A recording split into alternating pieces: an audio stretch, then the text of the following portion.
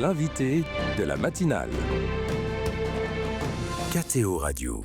Bien que toujours hospitalisé à la Polyclinique Gemelli à Rome, le pape François poursuit une partie de ses activités. Et mardi dernier, il a signé par décret la canonisation à venir de deux bienheureux, l'italien Bartolo Longo, et c'est une première, un Vénézuélien, le médecin des pauvres, José Gregorio Hernandez.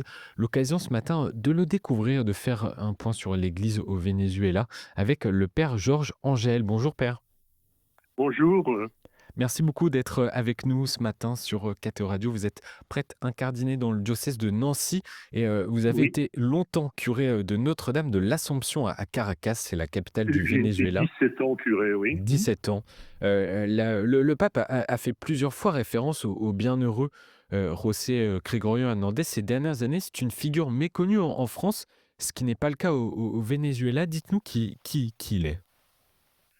Eh bien, Roger Gregorio Hernandez, c'est un médecin vénézuélien, un laïc, hein, qui a toute sa vie été voué à la recherche scientifique. Il a étudié en France, à Paris, il a étudié aussi en Allemagne, dans des domaines comme la microbiologie.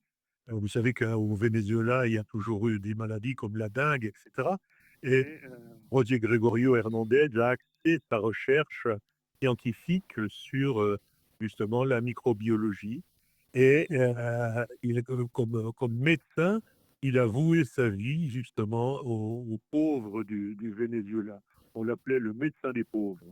Et quel est le message, l'essence de son message?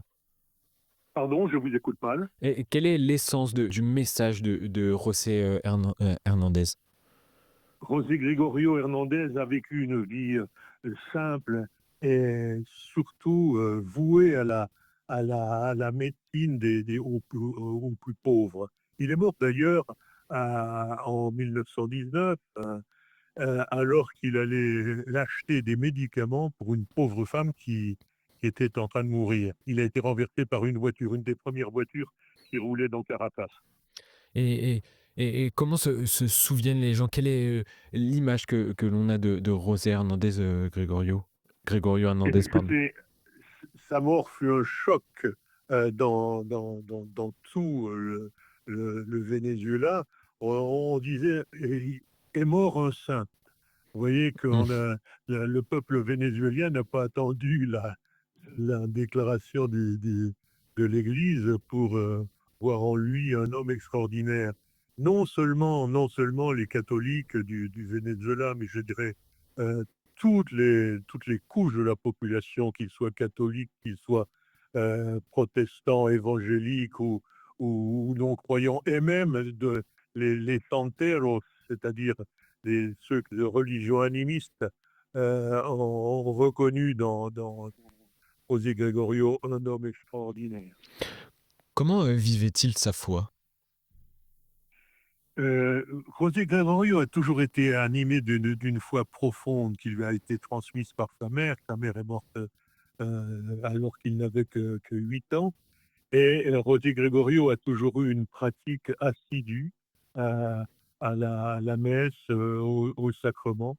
À une époque de sa vie, il a voulu consacrer pleinement sa vie au Seigneur en devenant chartreux. Et puis, il n'a pas pu continuer parce que, pour des raisons de santé, ni prêtre non plus, pour des raisons de santé, il a voulu entrer au séminaire de Caracas et il est obligé d'abandonner. Et il s'est décidé à ce moment-là de Hmm. consacrer sa vie à la science et à la recherche et à la médecine des pauvres. Comment ont réagi les catholiques au Venezuela à l'annonce de la canonisation à venir de José Gregorio Hernandez? Ben, comme je vous le disais, c'est une grande joie, bien sûr, c'est une joie profonde pour les catholiques. Mais vous savez, comme je vous l'ai dit tout à l'heure, ils n'ont pas attendu Mhm. la déclaration du Saint-Siège pour vénérer José Gregorio. Depuis toujours, les foules se pressent à la basilique de la Candelaria, où il est enterré, pour se recueillir sur sa tombe. Et comment expliquer que José Gregorio Hernandez ait marqué ses contemporains et bien au-delà du cadre de l'Église catholique? Parce que tout simplement, il a vécu avec humilité, avec simplicité, sa foi sans l'exposer, sans chercher à, comment dirais-je, à convertir. Je dirais que Rosier Gregorio n'appartient à personne. Mmh. Il appartient ni aux catholiques, il appartient à l'humanité entière, il fait partie du patrimoine de l'humanité et personne ne peut le revendiquer. Et comme vous le disiez, c'est une figure, très populaire qui fait l'objet d'une dévotion, populaire, y compris, hein, par, des cultes teintés de syncrétisme. Tout à fait, tout à Ça, fait, c'est étonnant. tout à fait, tout à fait. Et dites-nous en plus qui sont il y a d'autres que les catholiques qui célèbrent, José Gregorio Hernández? Comment? Il y a d'autres que les catholiques, dites-nous en plus qui célèbrent, José, Gregorio Hernández? Je ne sais pas s'ils le célèbrent, mais ils le connaissent, ils le voient comme un homme extraordinaire, comme un modèle Mmh. d'humanité. Ouais, c'est dire, l'importance en tout cas de ce bienheureux au Venezuela. Père, parlez-nous un peu du catholicisme au Venezuela. Quelle place occupe l'Église dans la société aujourd'hui? Eh bien, écoutez, la place que vous savez que le Venezuela traverse depuis un certain temps déjà des difficultés qui sont liées à l'économie, qui sont liées à la politique, et particulièrement ces dernières années. Et l'Église aujourd'hui au Venezuela a un rôle essentiel. Et la dernière conférence épiscopale du Venezuela a insisté beaucoup sur la place que que doit avoir l'Église comme pour aider les gens du Venezuela à devenir des pèlerins d'espérance. C'est-à-dire, malgré toutes les vicissitudes que vit le Venezuela, maintenir la flamme de l'espérance. Et la place de l'Église dans la société est importante. Il y a beaucoup de catholiques au Venezuela? Il y a beaucoup de catholiques au Venezuela. Le Venezuela est un pays à majorité catholique. En plus de 90% de la population est catholique, ce qui ne veut pas dire que 90% de la population est pratiquante. Mmh.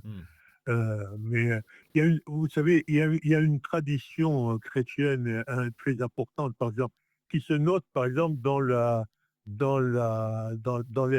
salutation de tous les jours. Même quelqu'un qui ne va pas à la messe, qu'il s'adresse à une personne à une personne ancienne, ou s'il s'adresse tout simplement, s'il veut dire bonjour à sa maman, euh, et il dit maman bendition. Mmh. Donne-moi la bénédiction.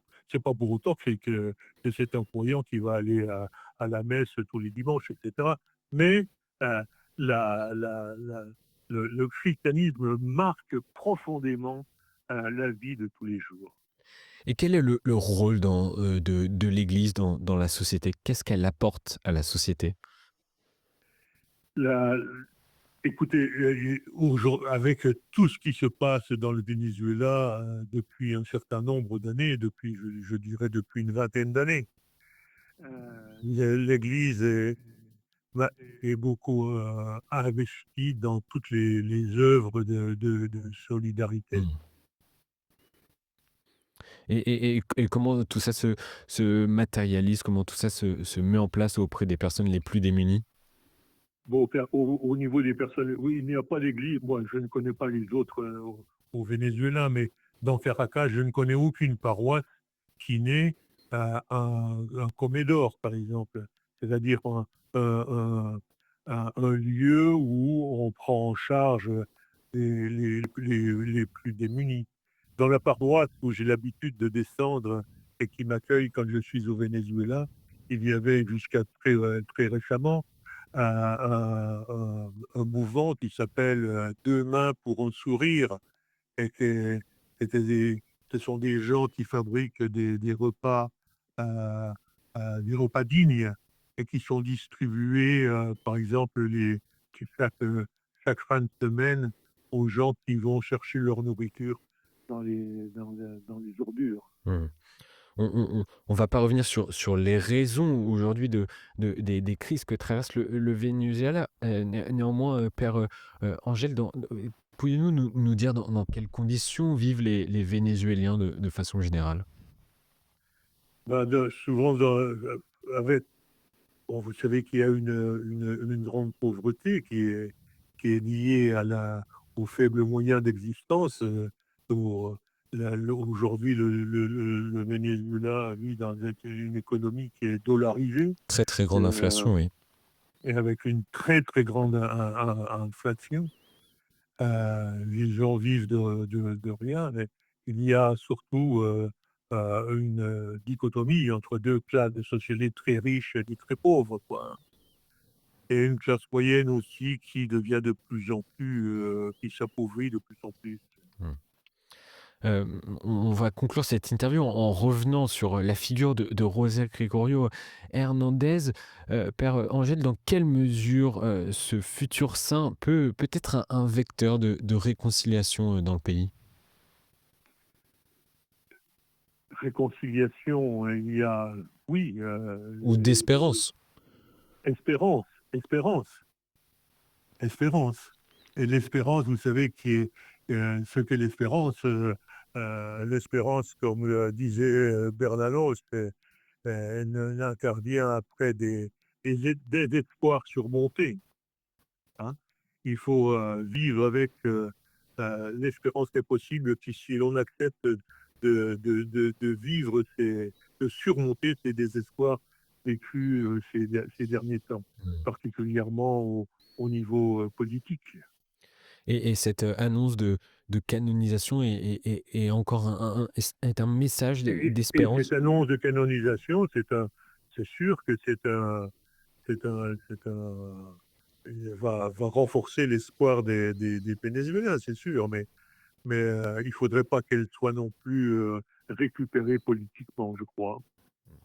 Bon, en tout cas, on l'espère. Merci beaucoup, père, Georges Angèle, d'avoir accepté notre invitation ce matin sur KTO Radio. Vous retournez en mission au Venezuela en juillet prochain, c'est ça? En juillet et août prochain, oui, parce que j'ai fondé une association qui s'appelle SOS Venezuela Solidarité Nancy-Lorraine, et j'y apporte des médicaments et beaucoup de choses. Eh bien, écoutez, bonne mission et encore merci d'avoir accepté notre invitation dans la matinale. Je rappelle que vous êtes prêtre missionnaire incardiné dans le diocèse de Nancy-Lorraine et ancien curé de la paroisse Notre-Dame de l'Assomption de Caracas. Encore merci et bonne journée à vous. Bonne journée à vous.